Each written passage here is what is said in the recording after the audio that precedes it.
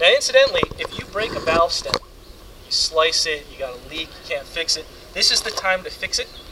We'll do this again, but the valve stem's right here. I'm touching the back of it. It goes out through the back. You cut it off, it falls out, you put a new one from the back, pull it through with this little valve core tool. So we'll do that.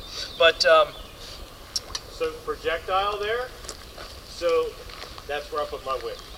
That's right. It. I'll leave it at that. Okay. So what Don's alluding to is either that core can come out. It's kind of pointed that way. So, you know, he's saying put your wick here so you're standing behind That's good. the way it's pointing the opposite.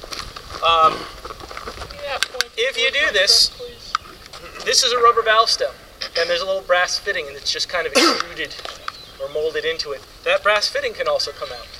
So if you heat this thing up repeatedly, that can go. We use starting fluid. Starting fluid is ether. By design, it has to be explosive. It is highly volatile. So that means two things. One, it's going to burst into flames. That's cool.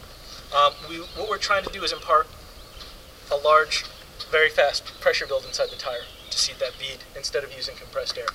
What that also means is that if we spray inside the tire, we have to light it right away. If it's hot and dry out, it's going to evaporate very quickly. It's cold and wet, you have a little bit more time, but it goes away just by design. WD-40 does not work for this. It used to, but now it's got a clean air formula. Really, the only thing that works is hairspray and starting fluid. So if you guys have all your Aquanet, you know, feel free to use that. Do not use gasoline. You just have a burning tire. Diesel does not work. It's not volatile enough. Any of those stuff, just stick with ether. Yeah, you're just going to make a mess. Now you just have a burning tire. So what's going to happen is I'm going to spray. I'm going to stand on the tire. I'm going to introduce ether around here. I'm not going to empty the can. Right? He's off. You all right? Yeah, bud. Okay. Horsefly. We're going to gradually increase the aggression. So we're going to try it with a reasonable amount. If it doesn't work, we'll let everything cool down, the flames go out, we'll try it again with a little bit more. But hopefully we get a good amount in there. We leave a wick, it'll trail off the side, and I'll light the wick. And yes, the guy in the rear truck does have a can of ether in there. Cool.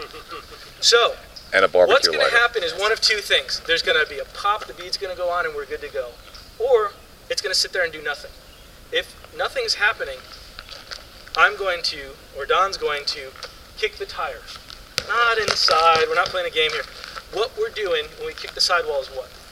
What are we introducing? Oxygen. Air. Oxygen's getting in there. So if it's just smoldering, there's not enough air to make the explosion. It's just kind of burning off slowly. We want that explosion. So, we'll make sure this works. It's good and hot, these little windproof things. So Don's going to give me a little room. Can upright. I'm going to go around the tire, a couple of spots. I can do it myself if I want to.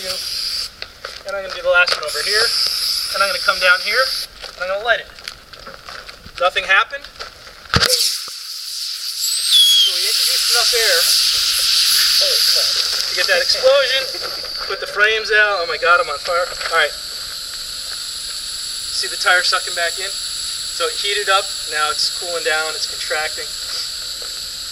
You're not going to get enough pressure in the tire from this to go and cap it and drive off. So just let it do its thing. The bead is fully seated around here.